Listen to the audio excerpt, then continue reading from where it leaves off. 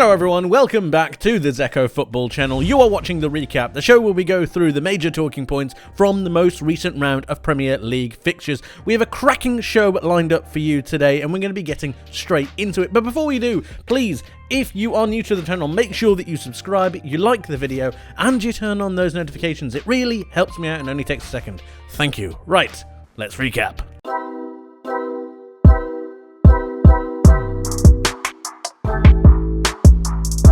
If you score 8 goals in a Premier League fixture and you do not make top billing on a Premier League review show, something has gone seriously wrong. Which is why on the recap we're doing things correct. Newcastle 8, Sheffield United 0. What on earth has happened here? If we have a look at the attacking momentum bar, it was clearly all Newcastle, and I'm starting to think that everyone else's predictions was correct. It seems like the promoted teams are really going to struggle, and if I'm honest, there was a huge gulf in class between the two sides. Newcastle scored 3 goals in the first half, and we're going to focus on that to begin with. Because while I thought that Sheffield United did an okay job of maintaining pressure on Newcastle in the first half, the moment this first goal goes in, it really starts to lose the momentum that Sheffield United ground out in the game. I actually thought they started quite well, if you can believe it. I thought they had a decent couple of attempts. Yes, they weren't particularly clinical, but they were carving opportunities out for themselves. And then you've got the Sean Longstaff goal, the controversy with whether it hits Anthony Gordon's hand. I believe it does. It doesn't go out of play, but it does hit his hand. And the argument to me that he doesn't score the goal, so it's not a handball, is baffling. I think it's a handball, and it should have been ruled out. Dan Burn getting a brilliant run at the back post for the second goal just made everything so much more worse. And then you've got Sven Botman making it 3-0 with a fantastic header into the bottom corner. I thought that the goalkeeper position could have been a little bit better, but at the same time, the defending from set pieces was absolutely terrible. Kieran Trippier was fantastic at his delivery though. If we go back now and have a look at some of the average positions, Sheffield United regressed into their shells, naturally as they would after that 3-goal deficit, but I was concerned. I was concerned to the work rate. The back three just didn't do enough of shuffling across. They weren't aggressive enough on Newcastle. They didn't maintain and hold the lines, and they stopped trying to break out the pockets of space that Newcastle were already pricking up. The midfield didn't do enough defensively in trying to make sure that Newcastle couldn't bypass them. It was far too easy. And then you've got the wing-backs who didn't offer enough defensive cover, but at the same time they also didn't offer anything in behind. It was very much a middling performance where Sheffield United just failed to do anything. They only managed 1 shot on target in the entire 90 minutes, and they were at home. It was horrendous. As for Newcastle, though, because we need to be giving them a lot of props, I was concerned about how they would return after their bout with AC Milan. The emotion, the drama, the intensity that they had to play with, but they did amazing. They stuck to their guns, and if you can see the high line that they played, Botman is the lowest player on this pitch. Harvey Barnes needed to go off fairly early, but the actual average positions, the distance between each other, the movement and the method they had going forwards, I thought was fantastic, and it was an encapsulating performance which was brilliant from Anthony Gordon as well, who was fantastic down this left-hand side, making the first goal and then getting a goal himself later on. A shot from outside of the box, rifling into the bottom right-hand corner, was brilliant. Thought Callum Wilson did okay, even though I thought he gave away a couple of easy passes, and that's one thing that I really want to go and mention. If we have a look at the player statistics, and then we have a look at accurate passes, Newcastle are top here, and that's something that we really need to focus on. Newcastle's 97%, 86%, 88%, 82%, but let's focus on the Sheffield United players for a moment. Sousa, yes, 90%, great. But then you have Jack Robertson, a centre-back, 85%. And then you have 75%, 83%. This isn't good enough. 83%, 63%. You cannot be making 63% of your passes. It's not good enough. It's not Premier League quality, and that's starting to show in some of these games. I thought Sheffield United have been quite good. A lot of the analysis is revolving around how they've made games very close, very tight, but this was anything but. And yes, you could say it's a freak result, and perhaps it is, but their heads dropped. They failed to start doing the basics, and it's a really concerning thing. Newcastle were fantastic. I thought Bruno Guimaraes was brilliant. I've mentioned Anthony Gordon. Almiron was dangerous continuously, but the driving through midfield was far too easy for them. Callum Wilson did a good job of getting on the score sheet as well. Dan Burn and Sven Botman all played their part in a defensive work of on and off the ball, and making sure that they were both doing their job going backwards, but also making sure that they had an ability to go forwards. Elliot Anderson and Sean Longstaff did a good job as well of maintaining the pressure, maintaining the momentum, and I've got to say, Newcastle did not let up, and that's something that their fans would really want to see. It was a fantastic performance from Newcastle, but I'm very, very worried about Sheffield. Up next, we've got Liverpool against West Ham United. Liverpool managing to secure a 3-1 victory over the Hammers, and really it was appearing to be quite a complicated game, especially with the way that West Ham started the match. Liverpool could have been 1 or 2-0 down before they really started to get going, but it was that Mo Salah effort from the penalty spot that really started the Reds. West Ham pegging them back through a brilliant goal by Jarrod Bowen, if we were completely honest. Really putting his head on it, making sure that he got a good connection. Very dangerous, very brave from Jarrod Bowen. It was a brilliant cross from the likes of Vladimir Koufal. I thought that overall, West Ham were quite good, but Liverpool just had too much firepower. And as you can see from the attacking momentum bar, it looks like a very simple affair for Liverpool. And it was to a certain extent, but West Ham did give them some problems. There are a couple of players that I really want to mention from this Liverpool lineup that I was very, very impressed with. First of all is Alexis McAllister with the pass that he made for the second goal, which in my mind is the most important of the entire game. The Darwin Núñez effort from Alexis McAllister, who played a pass just over the top of the West Ham back line.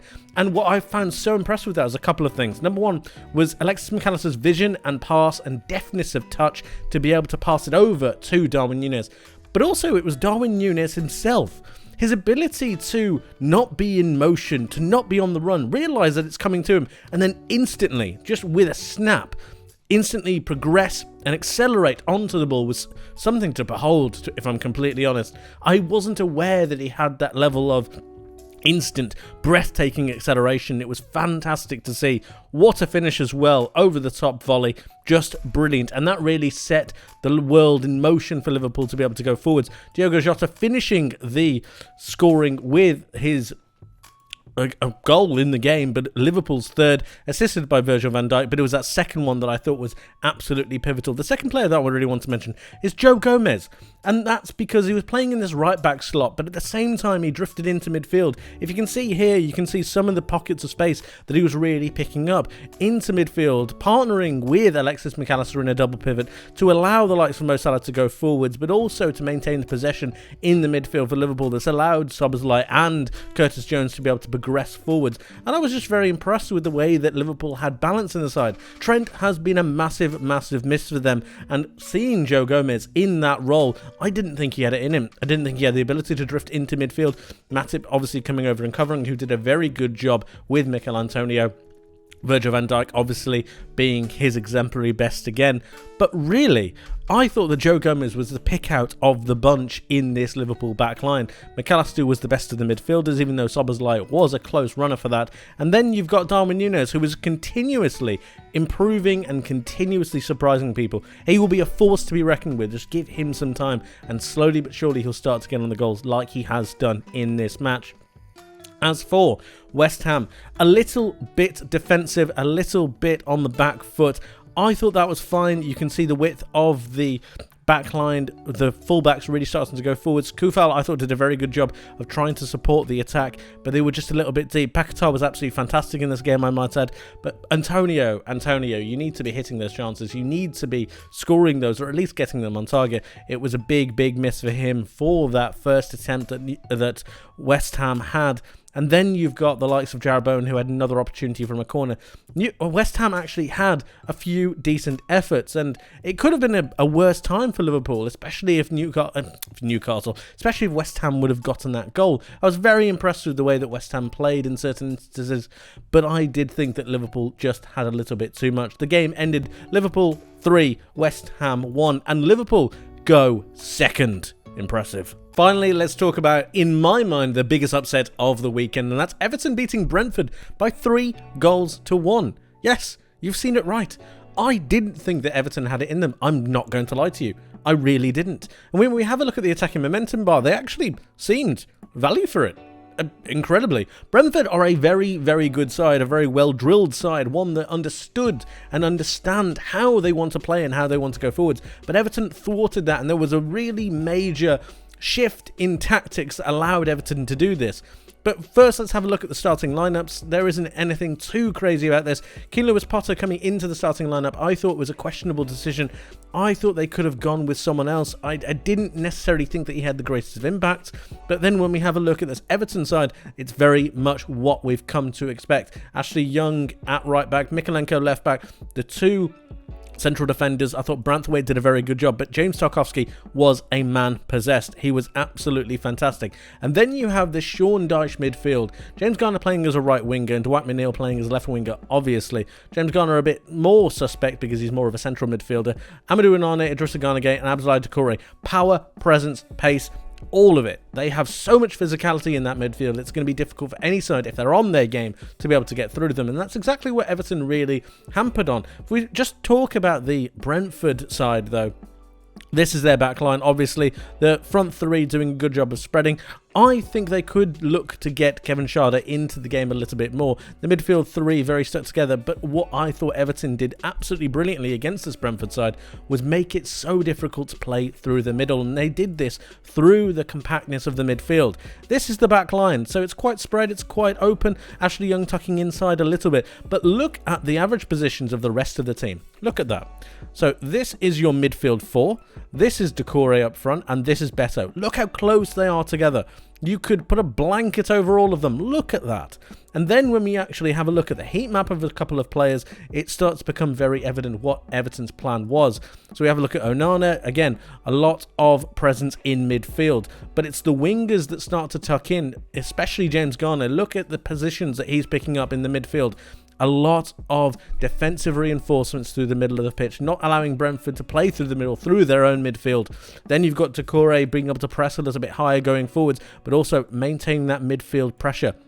Not going out to the wings all too much. They want to make sure that they're defensively resolute through the middle of the pitch. And Dwight McNeil really does encompass this completely. Look at how much he's in the midfield.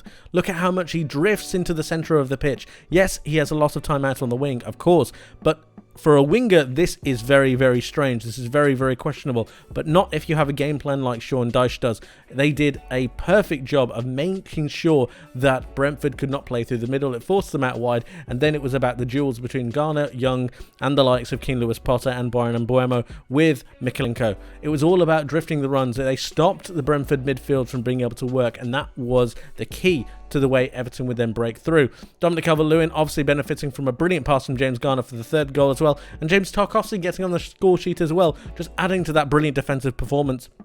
I thought Everton were absolutely brilliant.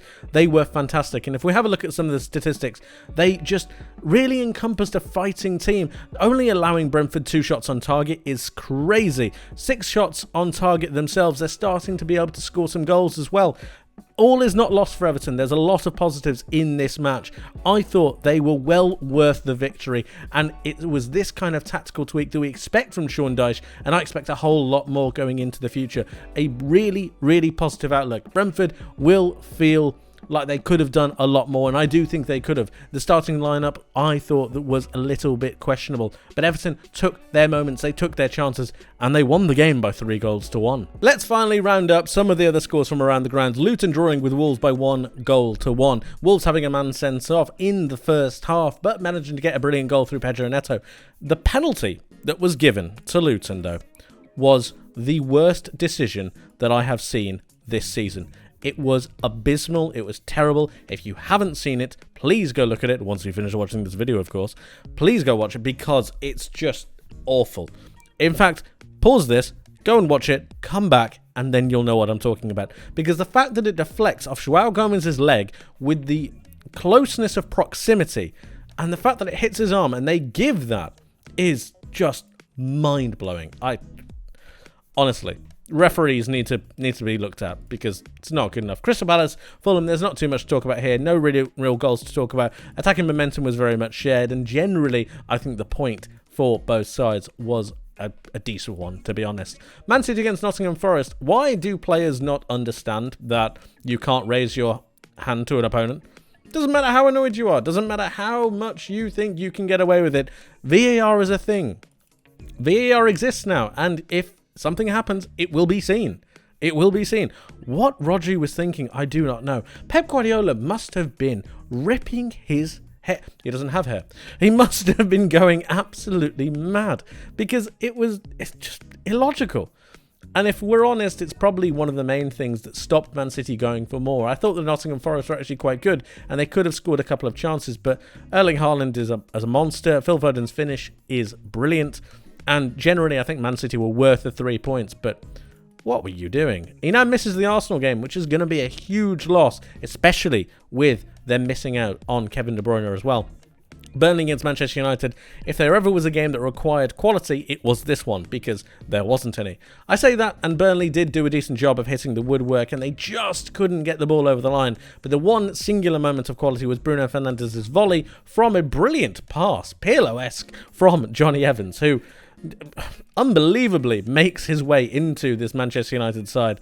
I mean, if you'd have told any Premier League fan that Johnny Evans will be playing for Manchester United in 2023, I don't think they would have believed you. I really don't. I mean, it's flabbergasting. It's just crazy. I want to give a shout out real quick to Hannibal Mejbri, who I thought did a brilliant job in this midfield. He drifted back, he drifted forwards, he picked up the ball when he needed to graft when he needed to, and I thought he did a very, very good job. He looks like a player. He really does. He pushes Bruno Fernandes out onto this right-hand side, but it gave Manchester United a little bit of defensive solidity as well. They have so many injuries, so many players missing for a various amount of reasons, but Hannibal Mejbri came in and did a very good job. He's one to watch. Honestly, guys, one to watch. Now we have a look at Brighton against Bournemouth. Brighton bouncing back after their loss in Europe, and I thought they were well worth the win, but only once Matoma came onto the pitch. It was a very bitty affair, and Bournemouth did a good job of going ahead to begin with, but Matoma really created that comeback, and overall I think Brighton were worth the 3 points. 60% possession, 13 shots, but only 4 on target. Not as clinical as Brighton have been in the past. I think Bournemouth are okay. There's no need to panic. I know they haven't got a win yet, but I think they will soon. Teams that have not got wins are Chelsea. What are we doing? What are we doing? I mean, if we have a look at the starting lineup, is there anything else that you can do differently with the side? Malagusto getting sent off. Was it a red card? I originally thought that it was, and then I re-watched it a couple of times. I actually think it's quite harsh. He does get the ball. I can see why it's a yellow. It's an orange card, isn't it? The studs do hit the ankle and it does roll. I do understand why they've given it. At the same time, he goes for the ball and I think it's unfortunate. So make of that what you will. Levi Colwill, for me, does not need to play left back. He does not need to play left back. If you'd like me to do a deep dive on Chelsea and what is going on with them, then please do let me know in the comments below, because there are so many things to talk about when it comes to this Chelsea side. Raheem Sterling running in beyond is fine. Nicholas Jackson dropping a little bit deeper is okay. And if we have a look at the average positions, I thought they actually did an okay job. But Levi Colwill cannot build up play from left back. He can't do it. This right-hand side is really starting to gravitate over to one side, and it means that Mykhailo Mudryk is left in a lot of space. Mykhailo Mudryk, who I actually thought played a very, very good game, by the way.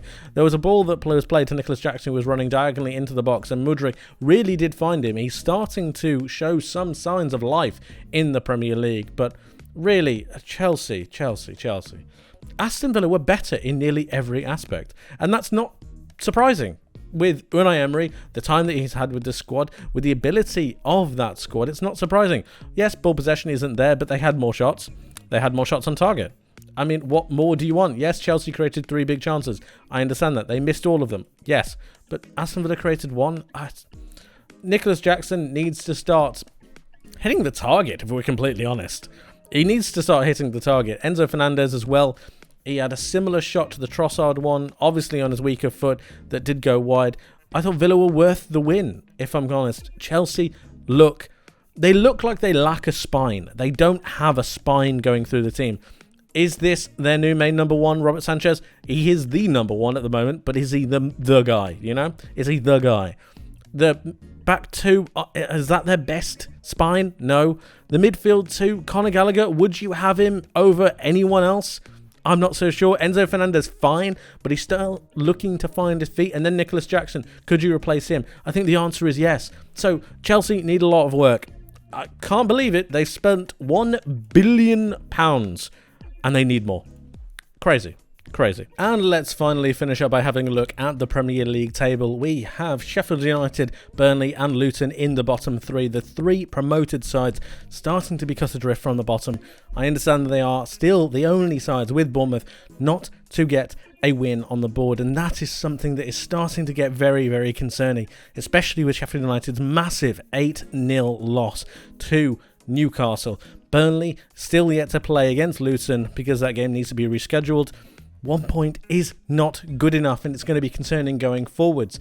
Then we've got the likes of Chelsea in 14th, still yet to pick up a series of wins. Only 5 points out of 6 matches is nowhere near good enough. What is going to happen? I've seen people question Mauricio Pochettino. I've seen people question the board. How did Chelsea get out of this? I think it's going to be very, very difficult with the age of their squad. Moving forward, we have Fulham in 11th after their draw with Crystal Palace. Manchester United moving into 9th after their victory over Burnley. 9 points now, but they still have a goal difference of -3. Again, not good enough. Newcastle rocket up the table and still go on to 9 points. 16 goals scored now, beating a lot of other teams for goal difference at the minute, especially Manchester United. That +8 is always going to look good on them, isn't it? West Ham in 7th now, and you have Aston Villa in 6th. But Tottenham and Arsenal dropping down into 4th and 5th because of their draw at the Emirates. Brighton still maintaining position in 3rd with 15 points. Not bad at all. But it's the team that I think people aren't really talking about, and that's Liverpool. Liverpool are now in 2nd, slowly and calmly and quietly going about their business. Now they are only 2 points away from Manchester City. To put that into context, Arsenal and Tottenham are 4 points off. That doesn't seem like a lot, but with the amount of games that Liverpool haven't lost, they're on an unbeaten streak of 17 matches in the Premier League, and that is incredibly impressive. They're slowly but surely going about their business, and they've actually got a goal difference of +10. They've only conceded 5 and they've scored 15. Very, very impressive indeed. And then, of course, you have Manchester City at the top of the table. But let me know your guys' thoughts on this most recent match week of Premier League fixtures. Let me know your highs, your lows, and what your major talking points are from this weekend. Please do let me know your thoughts in the comment section below. Thank you ever so much for watching. I hope you enjoyed. I hope you learned something new, and I hope to see you in the next one. But until then, take care.